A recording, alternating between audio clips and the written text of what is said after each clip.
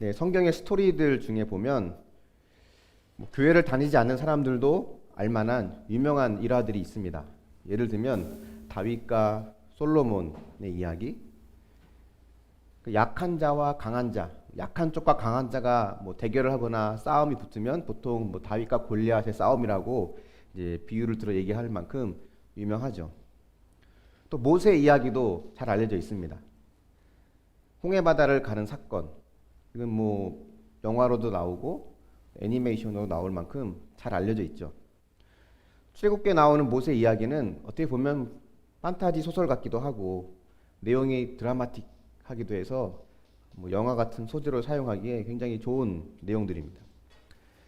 그래서 출애굽기에 나오는 스토리의 대부분은 사람들이 다 잘 압니다. 오늘 우리가 보게 될 4장에 있는 내용도 아마 처음 듣는 내용은 아마 없을 거라고 봅니다. 근데 익숙하고 잘 알기 때문에 오히려 그 안에 담겨 있는 복음의 메시지를 우리가 놓치기 쉬운 것 같습니다. 오늘은 이 모세 이야기에 담겨 있는 복음을 하나씩 좀 찾아보려고 하는데요. 이 4장의 내용을 간단히 요약하면 이렇습니다. 바로 왕에게 가서 이스라엘 백성을 건져오라고 하나님께서 모세에게 명령을 하시죠. 근데 모세는 그 명령을 거절합니다. 하나님은 그런 모세를 설득하기 위해서 몇 가지 기적을 보여주세요. 지팡이를 던졌더니 뱀이 되고, 뱀의 꼬리를 잡았더니 다시 지팡이가 되고, 또 손을 품속에 넣었다 빼니까 손에 나병이 걸렸다가 다시 넣었다 빼니까 손이 깨끗해지는 이런 기적을 보여줍니다. 하지만 모세는 나는 말을 잘 못하는 사람이라고 계속해서 거절하게 되고, 하나님이 화를 내시면서 너희 형 아론이 있지 않냐 하고 이제 모세를 보내시죠. 모세는 결국 이집트로 떠나게 됩니다.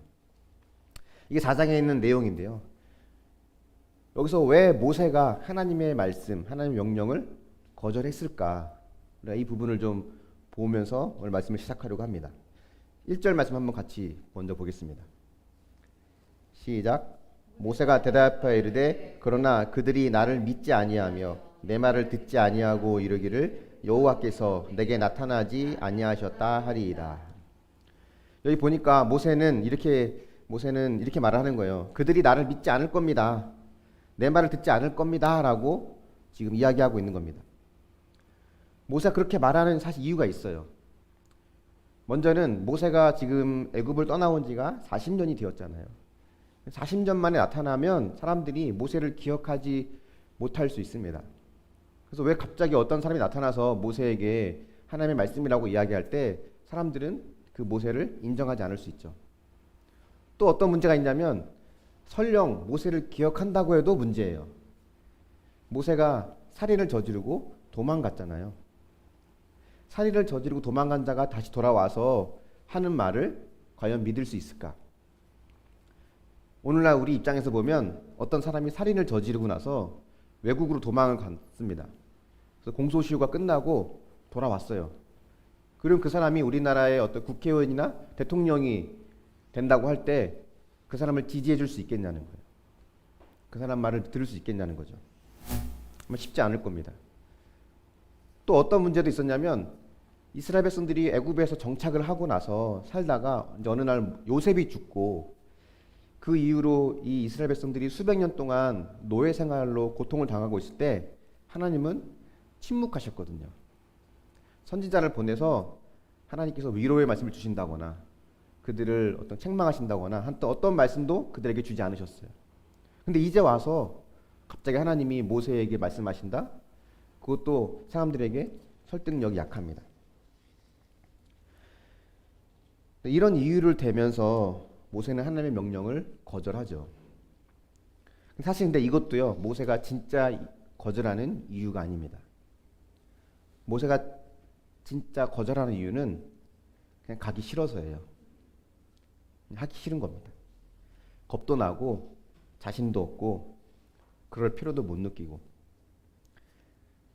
하나님은 모세를 또 설득해요. 그런 모세를. 4장에서 가장 많이 나오는 구절이 뭔지 아십니까? 여호와께서 이르시되, 여호와께서 이르시되, 여호와께서 모세에게 이르시되, 또 모세에게 이르시되, 계속 반복해서 나와요.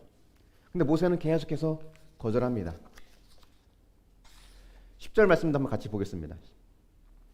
시작. 모세가 여호와께 아뢰되 오 주여 나는 본래 말을 잘하지 못하는 자니이다. 주께서 주의 종에게 명령하신 후에도 역시 그러하니 나는 입이 뻣뻣하고 혀가 둔한 자니이다. 모세는 바로 왕을 설득시켜서 백성을 데리고 나올 만큼 말을 잘하지 못한다고 합니다. 근데 모세의 이 말은 사실일 확률이 매우 높습니다. 모세는 실제로 말을 능통하게 잘하지 못했을 것 같습니다. 여러 가지 이유가 있다고 보는데요.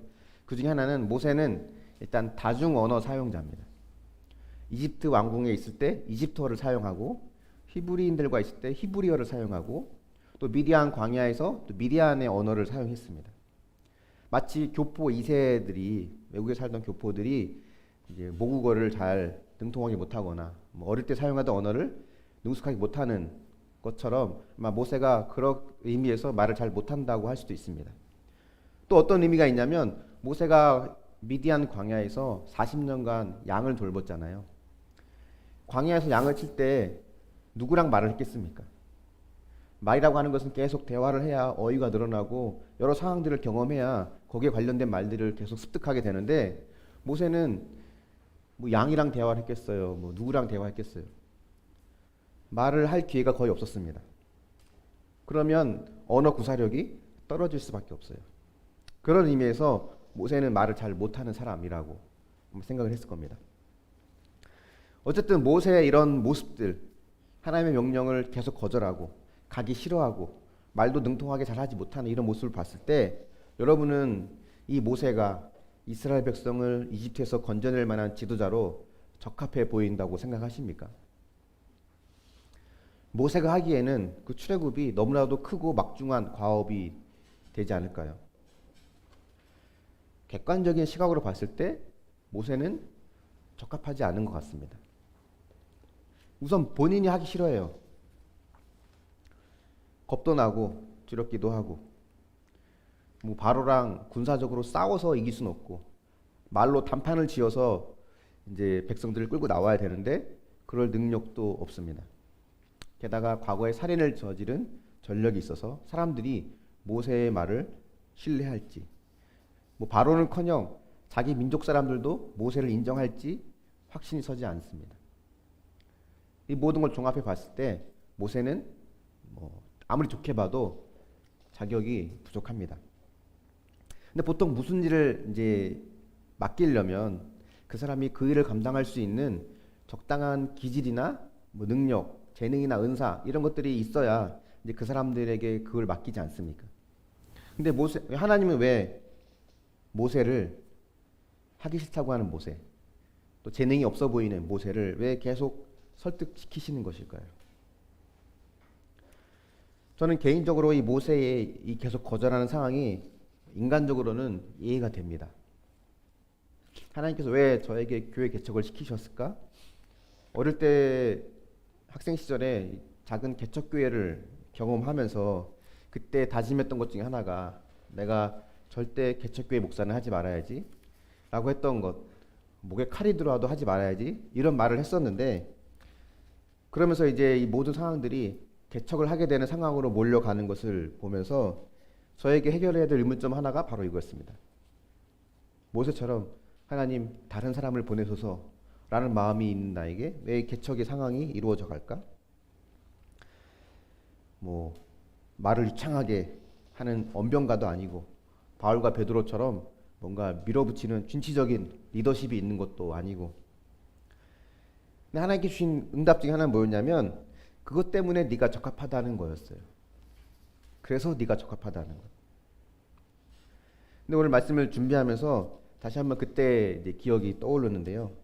우리는 우리의 부족함을 해결하는 것이 우리가 준비될 수 있는 가장 중요한 요소라고 생각을 합니다.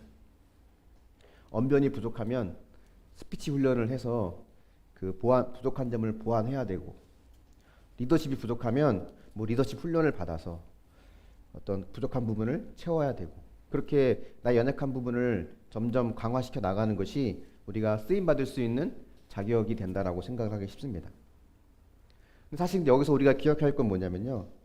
하나님이 모세에게 요구하시는 것은 너의 부족함에 초점을 맞추지 말고 그 부족함을 채우고도 남는 하나님의 능력에 초점을 맞추라는 겁니다. 출애굽은 모세가 하는 게 아니에요. 하나님이 하시는 겁니다. 그런 의미에서 봤을 때 교회 개척도 마찬가지였던 것 같습니다. 부족함에 초점을 맞추지 말고 모든 걸 채우고도 남는 하나님의 능력을 기대하라는 거죠. 하나님은 여전히 저는 부족해요 라고 말하고 있는, 또 그렇게 불안해하고 있는 모세를 안심시키기 위해서 기적을 보여주십니다. 첫 번째 기적은 이거죠. 지팡이를 던지게 해서 지팡이가 뱀이 되게 하세요. 그리고 모세를 향해서 그 뱀의 꼬리를 잡으라고 말씀하셔서 모세가 꼬리를 잡으니까 다시 지팡이가 됩니다. 지팡이가 던졌을 때 이 뱀이 되었던 것, 이 뱀은 코브라라고 보통 많은 사람들이 이야기합니다. 이집트의 중요한 상징 중에 하나가 코브라거든요.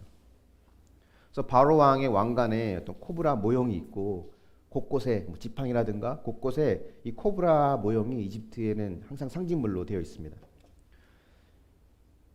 하나님께서 이 코브라의 꼬리를 잡으라고 말씀하시는데 사실 이것은 가장 미련하고 어리석은 짓이에요. 뱀은 꼬리를 절대로 잡으면 안 됩니다. 꼬리나 몸통을 잡으면 10중 8구는 물립니다. 반드시 머리를 제압해야 돼요. 머리만 제압하면 나머지는 큰 문제가 아닙니다. 근데 꼬리를 잡으라고 하는 것은 어떻게 보면 자살 행위나 마찬가지인데 하나님은 모세에게 꼬리를 잡으라고 해요. 근데 꼬리를 잡았을 때 보통의 뱀들은 반격을 하거든요. 순식간에 돌이켜서 확 물거나 돌을 쏩니다. 입에서. 근데 모세가 잡으니까 즉각적으로 꼼짝하지 못하고 지팡이가 됩니다. 그러니까 이 기적이 뜻하는 바가 뭘까? 하나님께서 모세에게 뭘 보여주시는 걸까? 코브라가 상징하는 어떤 이집트의 강한 권세와 권력, 하나님께서 그것을 꺾으셨다는 거예요. 품속에 또 손을 넣었더니 손이 나병이 됩니다. 문둥병이죠. 다시 품속에 넣었다 빼니까 깨끗해졌어요. 이 나병은 신약 때도 마찬가지지만 이스라엘의 영적인 상태를 보여줍니다. 그러니까 하나님께서 모세로 하여금 그렇게 하신 이유는 이 품속에 넣었다 뺀 손이 나병이 됐다고 하는 것은 현재 이스라엘 백성들의 모습을 이제 보여주고 있는 거예요. 고통 가운데 있는 그들의 모습, 회복을 기대할 수 없는 그들의 모습. 하나님께서 그들을 회복시키겠다라고 약속하시는 거죠. 게다가 또 어떤 의미가 있냐면 당시 이집트에는 이 문둥병, 이 나병이 아주 크게 유행해서 아주 이집트의 큰 골칫거리와 같은 병이었다고 합니다. 바로도 그 병을 고칠 수 없고 아무도 그 병을 고칠 수 없는 큰 문제였어요. 근데 하나님께서 그 병을 고치시는 걸 보여주면서 하나님의 능력이 바로 왕보다, 저 이집트의 권세보다 훨씬 크고 위대하다고 하는 것을 하나님께서 모세에게 보여주는 겁니다. 이렇게 확증시켜 주시면 모세가 이제 자신만만하게 또 나갈 법도 한데 그렇지 않아요.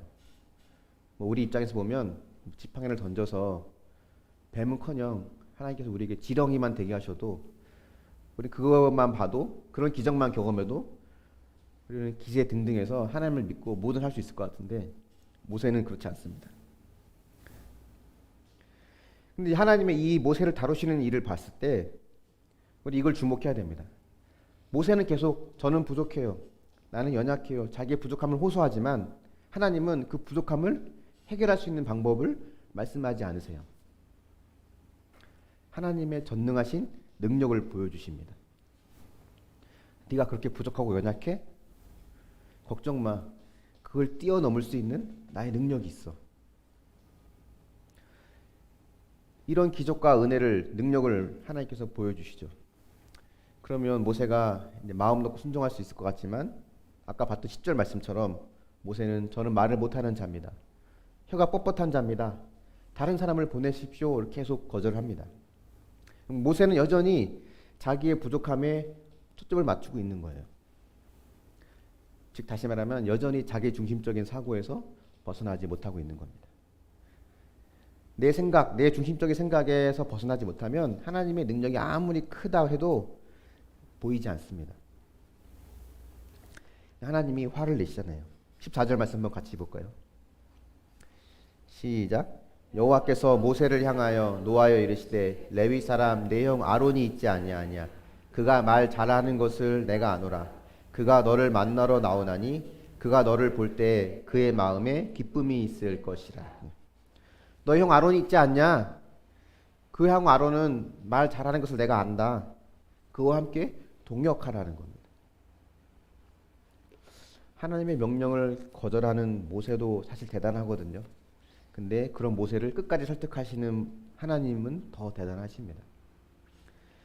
우주의 만물의 창조자 되신 하나님께서 작은 피조물에 불과한 이 모세, 또 고집세고 자기 중심적인 사고에 갇혀 있는, 계속 하나님을 거절하고 있는 이 모세와 지금 협상을 하고 있는 겁니다. 계속 하나님께서 이제 대화를 하고 있는 건데요. 협상이라고 하는 건요, 서로 수준이 비슷할 때가 가능한 거예요. 주는 게 있고 받는 게 있고 이렇게. 근데 지금 이렇게 하나님께서 말씀하시는 것은 하나님께서 지금 모세의 수준으로 내려오신 겁니다.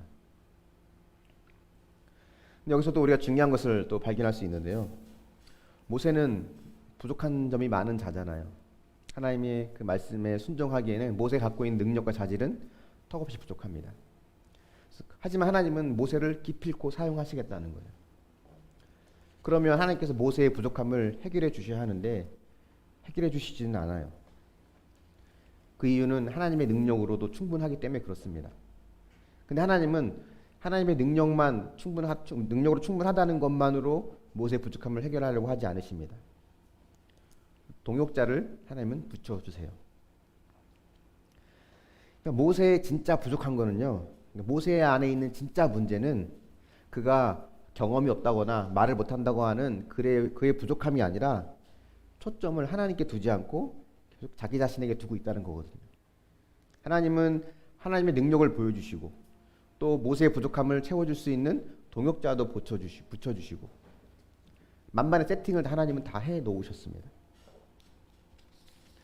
근데 하나님의 이렇게 모세를 설득하는 이 모습, 또 하나님께서 모든 걸 세팅해 놓으신 이 모든 상황은 오늘 우리에게도 동일하게 이루어지고 있는 상황입니다. 바로 이것이 교회의 모습이기도 하거든요. 오늘 많은 사람들은요, 목사가 완벽한 슈퍼스타가 되기를 기대합니다. 설교, 찬양인도, 상담, 강의, 신방, 전도, 행정, 또 가정, 모든 것을 완벽하게 해내는 슈퍼맨 같은 목회자를 기대합니다. 그러다 보니까 이 목회자도 완벽함을 보여주기 위해서는 실수를 감춰야 돼요. 내 부족함을 인정하면 안 됩니다. 그래서 속은 지금 무너지고 있지만 겉으로는 모든 걸 잘하고 있는 것처럼 웃으면서 또 잘할 수 있는 척 이런 모습을 보여줘야 하는 것이 오늘날 교회 목회자들의 또 모습 중에 하나라고 봅니다. 모세가 완벽하지 않은 것처럼 저 또한 완벽하지 않습니다. 어느 공동체든 다 부족함이 있기 마련이에요. 우리는 그 부족함에 초점을 맞추고 거기서 끝나버리면 결국은 서로를 정죄하고 판단하고 서로에게 실망하는 것으로 끝이 납니다.